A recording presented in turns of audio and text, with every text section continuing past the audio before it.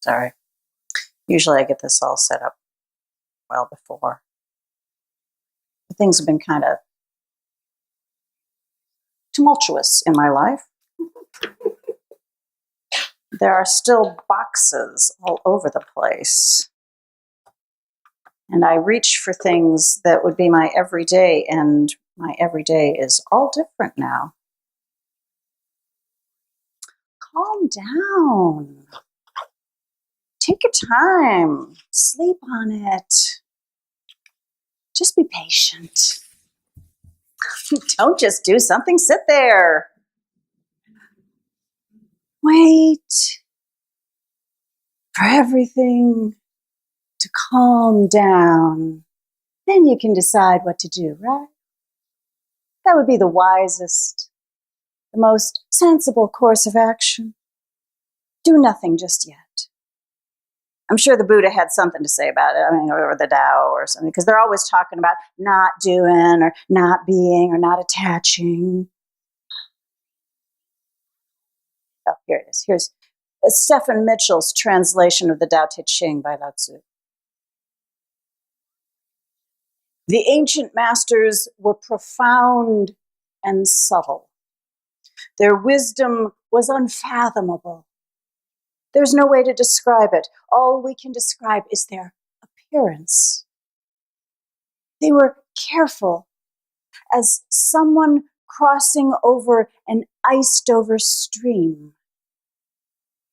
alert as a warrior in enemy territory, courteous as a guest, fluid as melting ice, shapeable as a block of wood, receptive as a valley, clear as a glass of water.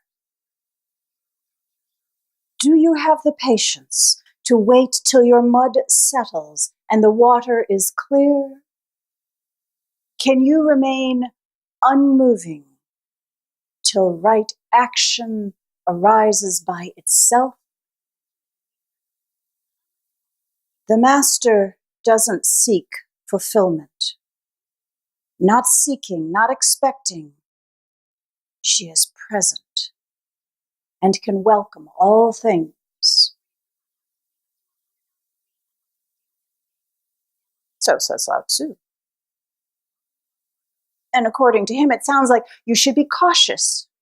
You should just sit tight and do nothing, right? What if that's not an option? Here's a story. Years ago, my martial arts master was talking about the importance of timing, right? When to strike, when to block, when to kick, when to walk away.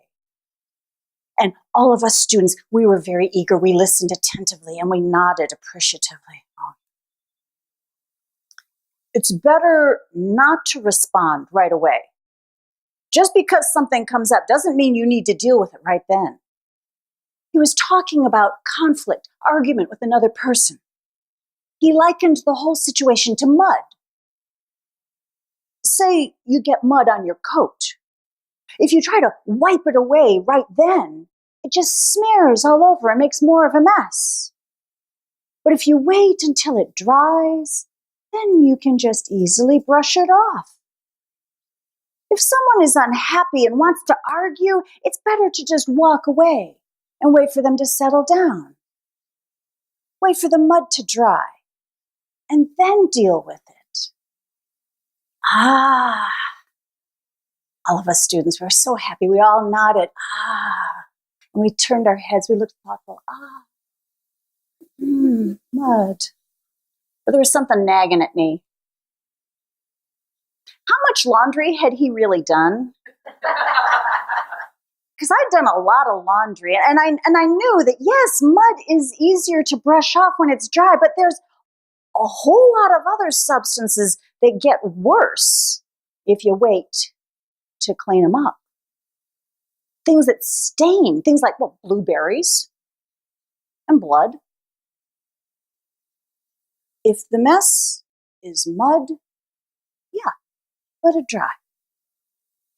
But if the mess is blood, it needs to be addressed right away with lots of cold water and soap, and you soak it and you rub really hard. See, that's the problem with those really nice sentiments that just tell you to all calm down because they're way too generalized, right? They don't get down into the specifics like, is it mud or is it blood? There are times when you really don't have the leisure to just be patient. Times when the everything that is now is swirling all about you, and that's what it really needs to come down to, determining if the crisis at hand, is it mud or is it blood? If it's mud, you just hunker down, you wait for it to settle of its own accord. But if it's blood, you act fast. When the winds are blowing and the blizzard is approaching, you do not have time to just sit and admire the way that the grasses are bending. No, you have to run. You have to run and tie a rope from the house to the barn so you can get to the livestock. You have to run. You have to run and bring in enough water to see you through several days. You must grab up the babies and call to your neighbors. You must act fast. When angry-faced men are marching with torches and yelling at you and kicking your neighbor, you do not have time to be patient. You do not have time to let the dust settle. No. But wait a second. How to act wisely and fast? How to act wisely amidst all of the yelling and the kicking, how to respond so that their anger does not trigger my anger, thus turning me into that which I am resisting. Oh, that's a hard and tricky point. How do I respond? How do any of us respond and act wisely when people are yelling and the winds are blowing hard? How do we brace ourselves as we begin that slow work of making peace against the prevailing winds of intolerance and fear and prejudice? How? Here's how. Here's how. As your minister, I will respond. I will ground myself in the covenant of this community. And I will ground myself in the commitment that I have made to journey with all of you. This covenant, this commitment, these will be my lifeline that I will hang on to as I must wade into swirling messes of social media postings, messes of city council meetings, messes of our own messy hearts. As members of this congregation, here's what you can do. You can ground yourself. You can tie a rope from your home to the barn. And I'll say this metaphorically, but you will need something to hold fast to. Something that is anchored to your core commitments. And that is what this place, this fellowship can be. Tie a rope to this fellowship so that you can always find your way back here. This sanctuary, this congregation, is where you will be welcomed. As the winds of intolerance and prejudice blow, this is where you may come when you are threatened and the winds threaten to knock you and your neighbors down. Here you will be held by a covenant of your own making. And here we will look at one another,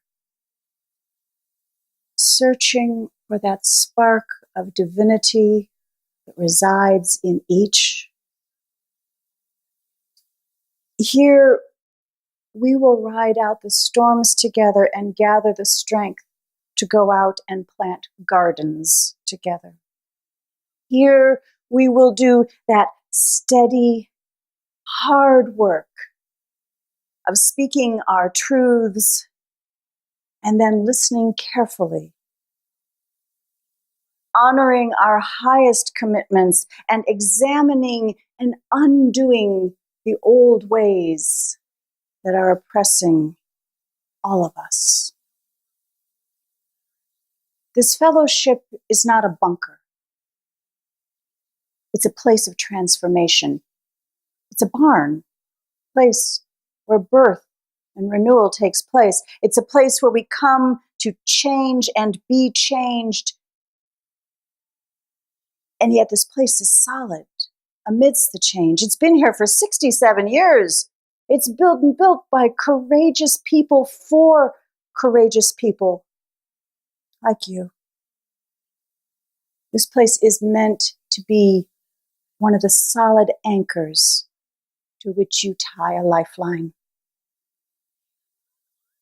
Okay, now, back to Lao Tzu and the Tao.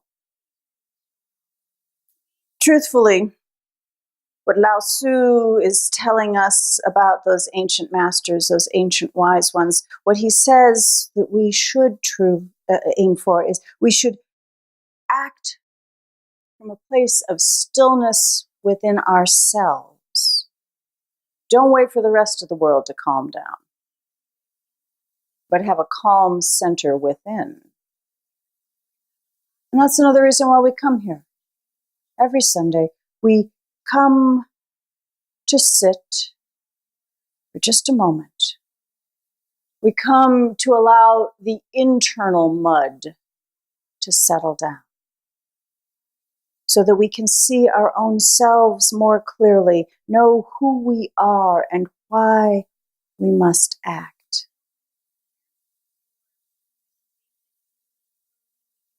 Life is a swirling mix, and everything is new and now. It is a risky place of beauty and constant change. Don't wait for the dust to settle, but go on out there. Tie a rope to something, someplace solid. Your covenant, your commitments. And then find your calm courage and go on up. May it be so. And now,